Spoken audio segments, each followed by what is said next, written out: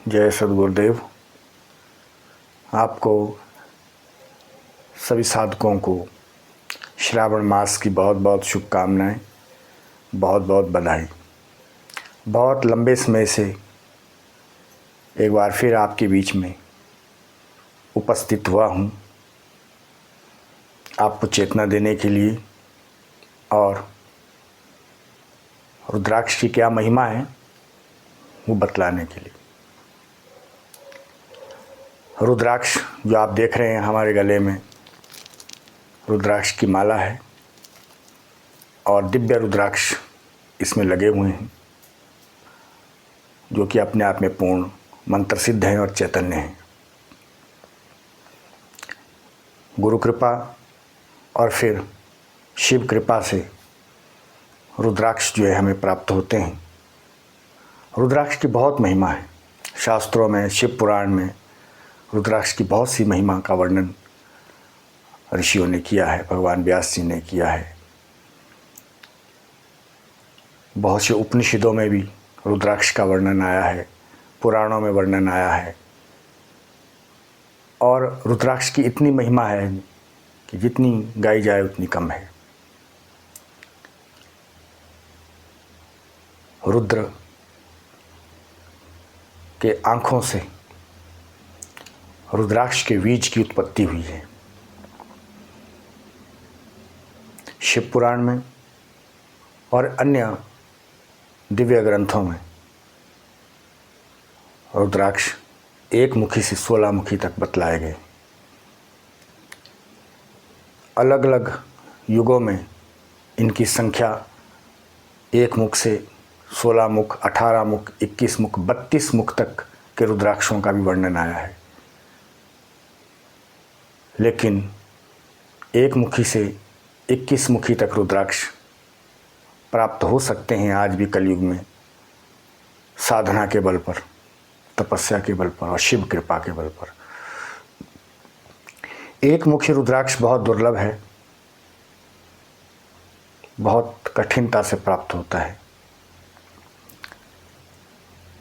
और भगवान शिव की असीम कृपा से वो रुद्राक्ष किसी बिरले को प्राप्त होता है।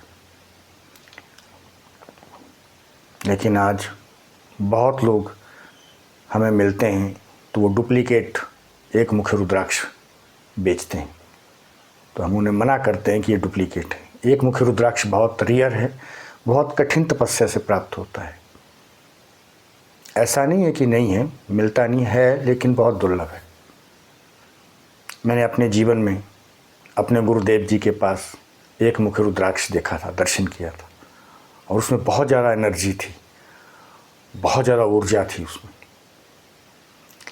तो एक मुखी रुद्राक्ष से लेकर 16 मुखी रुद्राक्ष तक आपको जानकारी देंगे अलग अलग क्लिप में और अलग अलग वीडियोज़ में। आज हम केवल रुद्राक्ष की महिमा का वर्णन कर रहे हैं। रुद्राक्ष का क्या महत्व है हमारे जीवन में, हमारे भौतिक, हमारे आध्यात्मिक जीवन में, इसके कितने लाभ हैं मानव जाति के लिए, ये कितना बड़ा वरदान है महादेव का मानव जाति के लिए, उस पर हम आपसे चर्चा कर रहे हैं। और कल से हम आपको एक मुखी, 2 मुखी, 3 मुखी, 4 मुखी, 5 मुखी से लेकर के 16 मुखी तक अलग अलग रुद्राक्षों का महत्व और इसको धारण करने का क्या विधि है, क्या विधान है, वो भी संक्षिप्त में आपको बताते चलेंगे।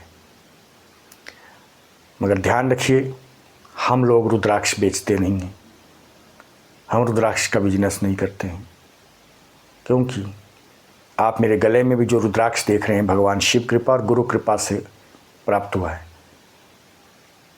महान गुरुओं की सेवा, महान गुरुओं की साधना करके और शिव साधना करके काफ़ी सालों के बाद ऐसे दिव्य रुद्राक्ष हमें प्राप्त हुए। ये गुरुओं का प्रसाद है, ये महापुरुषों का प्रसाद है, ये महादेव का, माँ पार्वती मैया का प्रसाद है। इसीलिए आगे भी हम जो सुपात्र मिलते हैं उनको ये रुद्राक्ष दे देते हैं, उनकी भक्ति को देखते हुए, उनकी साधना को देखते हुए, क्योंकि पैसों से बहुत सी चीज़ें जो पैसों से हासिल नहीं किए जा सकती, सेवा साधना और भक्ति से प्राप्त होती है। इसीलिए हमें जो भी रुद्राक्ष प्राप्त होते हैं शिव कृपा से, गुरु कृपा से, वह हम प्रसाद रूप में ऐसे ही बांट देते हैं, लेकिन सुपात्र को, कुपात्र को इसको हम प्रदान नहीं करते। और हमने जैसे पहले कहा कि हम रुद्राक्ष का कोई व्यापार नहीं करते, कोई बिजनेस नहीं करते। तो इसीलिए आप मेरे गले में ये जो रुद्राक्ष देख रहे हैं, ये दिव्य रुद्राक्ष, और इसका साइज़ भी जो है बहुत बड़ा है। और एक छोटा साइज़ है, ये 108 दाने की माला है। ये भी अपने आप में मंत्र सिद्ध है और चैतन्य है। और ये बड़ा रुद्राक्ष है और इसके बीच में छोटा रुद्राक्ष भी जड़ा हुआ है।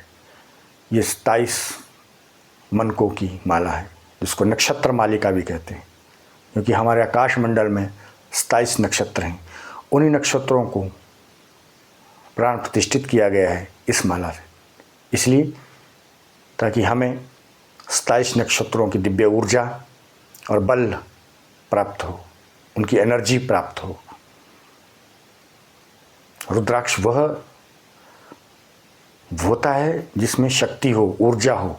उसको रुद्राक्ष को देखते, स्पर्श करते हुए लगे कि इससे एक बहुत बड़ी विद्युत निकल रही है, बहुत ऊर्जा निकल रही है, महसूस होता है। और रुद्राक्ष के कई प्रकार हैं, आकार हैं। ओरिजिनल रुद्राक्ष मिलना बहुत कठिन है। मिलता है, ऐसा नहीं है, लेकिन कठिन है। पारखी जो होते हैं उनको पता होता है कि क्या पहचान है असली रुद्राक्ष की।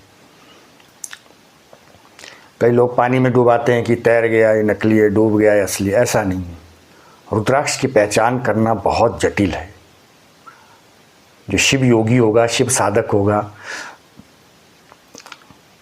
उसी को मालूम पड़ता है कि कौन सा रुद्राक्ष सही है और ऊर्जावान है। और मंत्र सिद्ध करके और ज़्यादा उसको ऊर्जावान किया जाता है, चैतन्य किया जाता है, तब वो हमें लाभ देता है। ऐसे नहीं कि कहीं से रुद्राक्ष उठा के लाया और गले में डाल दिया। महसूस होना चाहिए। तो इसीलिए महादेव की आराधना करनी हो, 12 ज्योतिर्लिंग की पूजा करनी हो, शिवाभिषेक करना हो, रुद्राभिषेक करना हो, उसमें अवश्य शिव पुराण में लिखा है कि बिना रुद्राक्ष माल्यम च, कि बिना रुद्राक्ष की माला के और बिना भस्म, मस्तक पे बिना भस्म के और मुख में शिव नाम ना हो तो पूजा व्यर्थ होती है। इसलिए शिव पूजा करने से पहले अवश्य गुरुजनों से मंत्र सिद्ध रुद्राक्ष प्राप्त करके धारण करना चाहिए। और माथे पर काशी भस्म धारण करनी चाहिए। और काशी भस्म धारण करने के बाद फिर मुख में शिव नाम हो। उसके बाद आप रुद्राभिषेक करिए, शिव पूजन करिए, तो आपको आनंद आएगा। और महादेव भी बहुत प्रसन्न होते हैं, क्योंकि महादेव का ये श्रृंगार भी है और इसका साइंटिफिक महत्व भी है।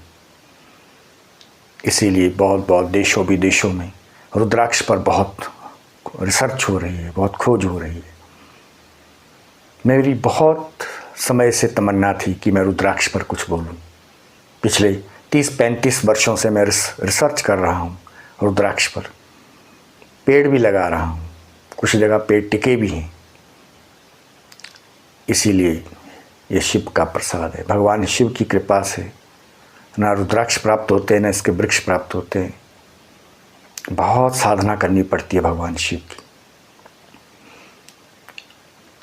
तब जा कर के कहीं रुद्राक्ष प्राप्त होता है। इसीलिए मेरा बाल्यकाल से सपना था कि मैं रुद्राक्ष के बारे में खोज करूं। मुझे रुद्राक्ष प्राप्त होते चले गए शिव कृपा से। कोई ना कोई माध्यम बन गया, कोई ना कोई मनुष्य, कोई ना कोई शिव भक्त, कोई शिव योगी, कोई साधक, कोई ऋषि, कोई मुनि, कोई संत मिलते गए जीवन में और मुझे रुद्राक्ष प्रदान करते गए। ऐसे ही खुशी से वो मुझे दे देते थे प्रसन्न होकर के।